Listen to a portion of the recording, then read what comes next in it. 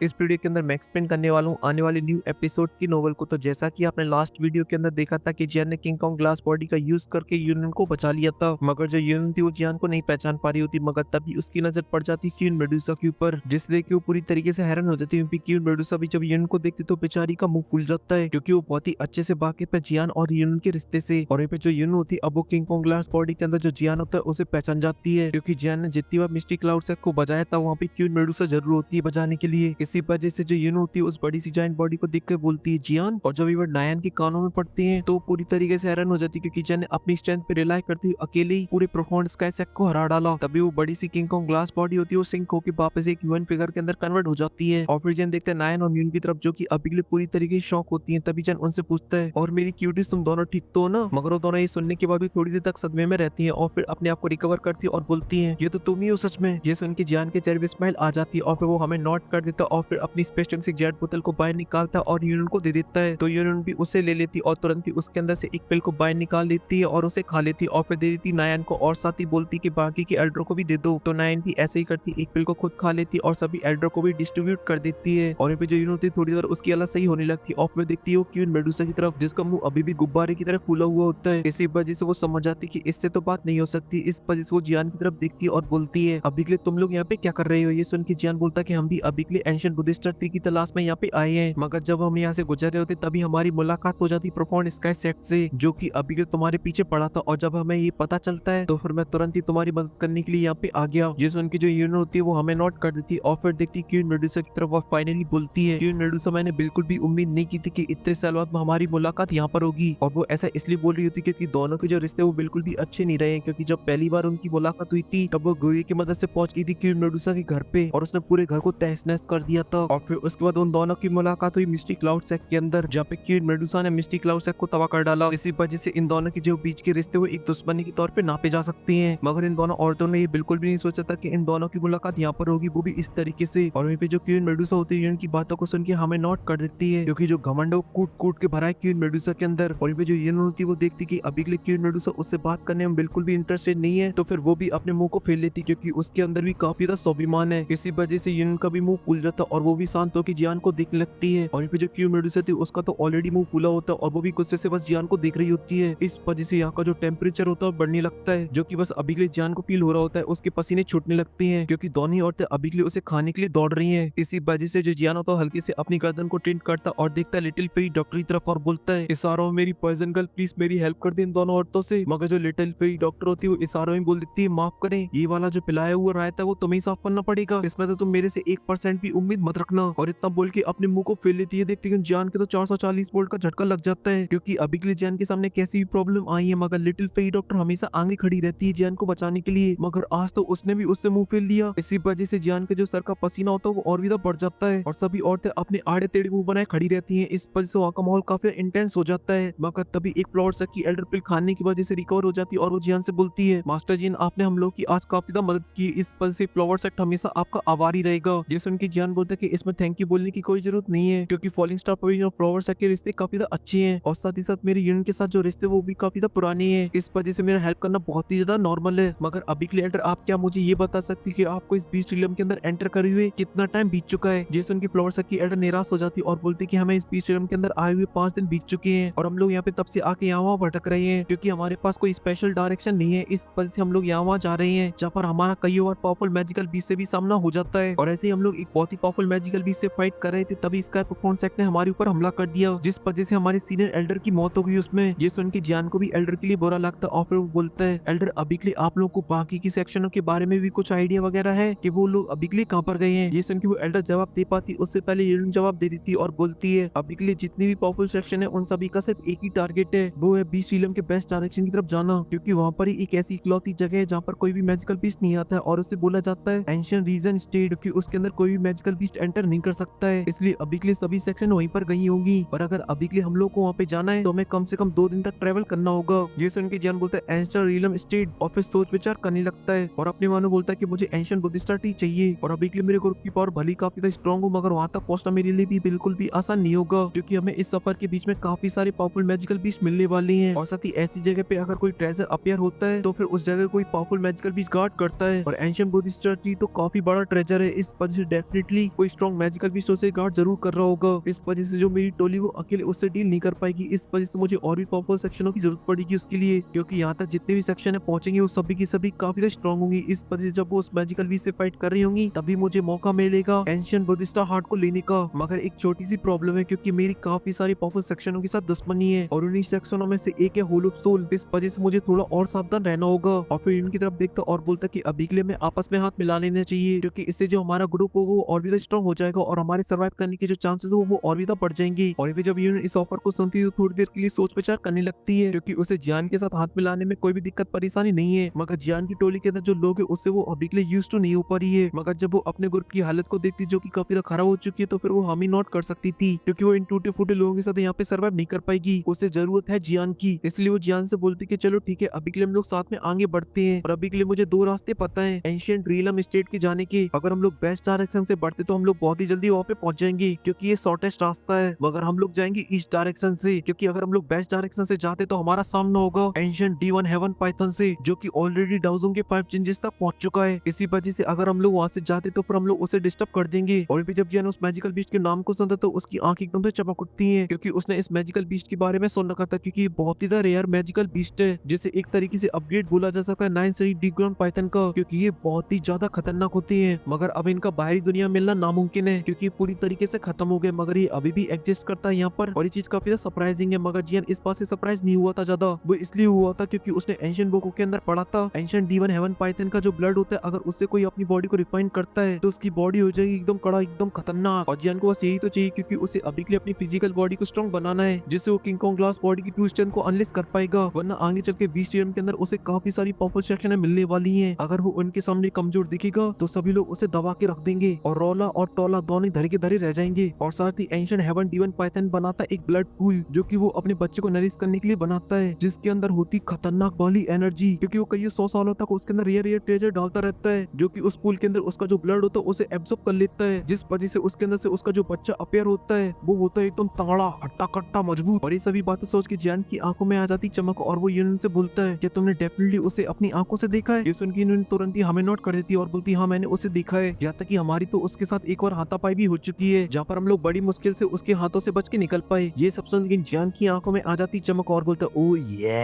Union please मुझे रास्ता बताओ, मुझे उसके पास जाना है, क्योंकि वो मेरे लिए काफी ज्यादा इंपॉर्टेंट है। ये वर्ड सुन के जो यूनियन होती है एकदम शॉक हो जाती है और बोलती है मैंने अभी के लिए तुम्हें बताया कि वो बहुत ही ज्यादा खतरनाक है, तुमने सुना तो ना मैंने अभी के लिए क्या बताया तुम्हें। ये सुन के जियान के चेहरे पे स्माइल आ जाती है और बोलते हैं हाँ मुझे सब पता है, मैं ऐसी मुंह उठा के कोई भी एक्शन वगैरह नहीं लेता हूँ, मुझे पता है कि क्या करना है क्या नहीं करना है। और वो मैजिकल बीस्ट भले काफी ज्यादा पावरफुल हो, मगर हम लोग जब साथ में उसके ऊपर एक्शन लेंगे तो वो हमारे हाथों से नहीं बच पाएगा। और वो मैजिकल बीस्ट मेरे लिए बहुत ही ज्यादा इंपॉर्टेंट है। और अब ये सब सुनने के बाद इनके पास कोई दूसरा ऑप्शन भी नहीं होता, इस वजह से वो हमें नोट करती और बोलती कि ठीक है अभी के लिए मैं भी और मेरा ग्रुप भी तुम्हारे साथ जाएगा, क्योंकि मुझे पता है उस मैजिकल बीस्ट के पास जाने का शॉर्टेस्ट रास्ता। ये सब सुन के जियान के चेहरे पे स्माइल आ जाती है और वो बोलता है कि थैंक यू सो मच मेरी प्यारी यूनियन, और साथ ही तुम लोग भी बिल्कुल भी चिंता मत करो, मैं तुम लोगों को कुछ भी नहीं होने दूंगा। वहीं पे ये सब सुन के यूनियन के चेहरे पे स्माइल आ जाती है और बोलती कि मुझे तुम्हें इसके बारे में बताना नहीं चाहिए था, क्योंकि मुझे पता है कि जहाँ पे तुम्हें खतरा दिखाई देता तुम जानबूझ के वहीं पे जाती हो। मैं तो तुम्हें बस इसलिए बताना चाहती थी जिससे तुम सावधान हो जाओ, मगर मुझे क्या पता तुम मुझसे अट्रैक्ट हो जाओगे। ये सुन के जियान भी हंसने लगता और वहाँ पे खड़े हुए होते हैं वो सभी लोग भी हंसने लगते हैं। और फिर उसके बाद जियान बोलता कि तुम लोग अभी के लिए थोड़ी देर के लिए कल्टीवेट करने लगो, जिससे तुम्हारी दिक्कत फिर से रिकवर हो जाएगी। जिस उनके सभी लोग तुरंत ही कल्टीवेशन पोजीशन के अंदर चले जाते हैं और अपनी दिक्कत को रिकवर करने लगते हैं। और ऐसी आधा घंटा बीत जाता है, जिसके बाद जियान देखता कि फ्लोर के लोग अब एकदम पूरी तरीके से टकाटक लग रहे हैं। मगर तभी अचानक से जियान को कुछ सेंस हो जाता है। इस वजह से वो आसमान की तरफ देखता और बोलता है दोस्तों जल्दी से छुप जाओ सभी के सभी, कोई खतरनाक चीज अभी के लिए हम लोगों की तरफ आगे बढ़ रही है। जिस उनके वो सभी के सभी हैरान हो जाते हैं और तुरंत ही जाके जंगल के अंदर छुप जाते हैं। और फिर उसके बाद अपनी सांसों को और अपने ऑरा को पूरी तरीके से सप्रेस कर देते हैं, जिस वजह से वो नेचर के साथ मिक्स हो जाते हैं। और ऐसा करने के बाद कुछ ही देर बाद उनके सर के ऊपर से निकलते काफी सारे लोग एकदम रॉकेट की स्पीड से। और फिर जब लिटिल पीटर को उन लोगों को ऐसी आसमान बिना डरे जाती हुई देखती तो काफी हैरान हो जाती और बोलती है आखिर इस ग्रुप को अभी के लिए इन सभी मैजिकल बीस्टों का बिल्कुल भी डर नहीं है क्या, जो कि अभी के लिए एकदम से चौड़ में ऐसी उड़ती हुई जा रहे हैं। जैसे उनके जो जियान होता है वो अपनी चील की निगाहों का यूज करता और तुरंत ही उस ग्रुप को देखता है, जहाँ पर उसकी नजर जाती है उस ग्रुप को लीड करने वाली लड़की के ऊपर, जो कि अभी के सबसे आगे चल रही होती है। और जब जियान उसे ध्यान से देखता तो उसे वो कुछ ज्यादा जाने पहचानी लग रही होती है, लेकिन तभी अचानक से जियान के एकदम से वो उड़ जाते और बोलती ये तो एंशिएंट D1 फिनिक्स ही मिस फेंग है। लेकिन जब मेरी इससे लास्ट टाइम मुलाकात हुई थी एंशिएंट रुइंस के अंदर तभी केवल डाउजोंग की 1 स्टार पर थी, मगर अभी के लिए इसका जो ऑरा है वो डाउजोंग के ऊपर का दिखा रहा है। और साथ ही इसकी सोल के अंदर से जो प्रेशर वाइन निकल रहा है वो भी पहले की कंपैरिजन में बहुत ही अजीब है, क्योंकि इससे मैं पहले भी मिल चुका हूँ, मगर इसकी बॉडी के अंदर से जो पहले ऑरा वाइन निकलता था जो कि एंशिएंट D1 फिनिक्स फिनिक्स का था वो भी मुझे सप्रेस नहीं कर पाता था, मगर अभी के इसकी बॉडी में से जो ऑरा पॉइंट निकल रहा है वो मेरी सोल को प्रेस कर रहा है और इस तरह की फीलिंग मुझे जिया के ऑरे से फील होती है जो कि मेरी सोल को दबाती है। इसी वजह से इसकी बॉडी के अंदर से जो ऑरा पॉइंट निकल रहा है वो एंशिएंट फिनिक्स का है, मगर ये वाला मैजिकल बीस्ट तो एंशिएंट टाइम के अंदर हुआ करता था। आखिर इसके पास कैसे आया? जरूरी इसे कोई तगड़ी अपॉर्चुनिटी मिली है जिस वजह से इतनी ज्यादा स्ट्रॉन्ग हो गई है। और ये सब बोलने के बाद जैन एक गहरी सांस लेता और बोलता है अब तो दुनिया इधर की उधर क्यों ना हो जाए, अब तो मैं एंशिएंट डीमन पाइथन के पास जाकर ही रहूंगा क्योंकि जो मेरे दुश्मन है वो बहुत ही फास्ट तरीके से ग्रो कर रही है। इस वजह से मुझे भी पावरफुल बनना होगा उस पुल की मदद से, क्योंकि उसके बाद ही मैं अपनी किंग कॉन्ग ग्लास बॉडी की ट्विस्टन को अनलेस कर पाऊंगा जो कि होगी 99 फीट। और साथ ही साथ मुझे डाउजों के 9 स्टार के अंदर भी ब्रेक थ्रू करना होगा। और ये सब बोलने के बाद जो जियानो तो गुस्से से अपनी मुट्ठी को बंद कर लेता और फिर इसी के साथ सीन कट हो जाता। फिर हमें दिखाया जाता है एक बड़ा सा माउंटेन जो कि पूरी तरीके से सुनसान होता है, कोई भी मैजिकल बीस्ट आसपास में भी नहीं होता है उसके 100 मीटर के एरिया के अंदर, क्योंकि ये टेरिटरी है एंशिएंट हेवन डीमन पाइथन की जो कि एक तगड़ा पावरफुल मैजिकल बीस्ट है जिसे स्नेक ट्रैप के अंदर टॉप क्लास का मैजिकल बीस्ट बोला जा सकता है। बस इसके साथ दिक्कत परेशानी ये है कि एकदम पागल खोपड़ी का है जिस वजह से इसे कोई बड़ा मैजिकल बीस्ट घास नहीं डालता है क्योंकि इसे बस लड़ना ही आता है और ये किसी के ऊपर भी टूट पड़ता है। मगर इसका जो ब्लड है वो काफी अच्छा ट्रेजर होता है किसी की बॉडी को रिफाइन करने के लिए। मगर अभी के लिए बात किया जियान के लिए तो ये किसी भी काम का नहीं होगा क्योंकि जियान की फिजिकल स्ट्रेंथ ऑलरेडी काफी स्ट्रॉन्ग है। इस वजह से जियान को चाहिए तगड़ा सिस्टम और इसी वजह से जियान का अभी के लिए टारगेट इस मैजिकल बीस्ट का ब्लड नहीं होता है बल्कि इसका ब्लड पूल होता है जो कि हजारों सालों से ये बना रहा है, जिसके अंदर इसका ब्लड तो होगा ही साथ ही साथ उसके अंदर काफी सारे रेयर ट्रेजर्स भी होंगे जो कि हजारों सालों से उस पूल के अंदर मिलाए जा रहे होंगे। और इसी वजह से उस पूल के अंदर की जो एनर्जी होगी वो बहुत ही ज्यादा खतरनाक होगी, यहाँ तक कि अगर कोई नॉर्मल इंसान उस पूल के अंदर एंटर कर जाता है तो उसकी बॉडी एनर्जी की वजह से ब्लास्ट कर जाएगी। इसी वजह से ऐसा बोला जाता है कि एंशिएंट हेवन डीमन पाइथन के जो बच्चे वगैरह होते हैं वो इस पूल के अंदर एंटर कर पाते हैं। मगर ये सभी बातें जियान के ऊपर लागू नहीं होती हैं क्योंकि जियान की जो फिजिकल स्ट्रेंथ है वो बहुत ही ज्यादा खतरनाक है क्योंकि उसके पास है टॉप मैजिकल बीस्ट की स्ट्रेंथ। इसी वजह से जियान की जो स्ट्रेंथ है वो काफी सारे मैजिकल बीस्टों के बराबर की है और ये जो ब्लड पूल है उसके लिए एक बहुत ही बड़ा ट्रेजर है। इससे वो किंग कॉन्ग ग्लास बॉडी को पीक पे तो अनलेस कर ही पाएगा और साथ ही साथ मौका मिला तो ब्रेक थ्रू कर पाएगा 9 स्टार के अंदर भी। और फिर इसके बाद जियान की जो स्ट्रेंथ है वो सडनली काफी ज्यादा बढ़ जाएगी और फिर उसके बाद जियान को थोड़ा बहुत कॉन्फिडेंस आ पाएगा इस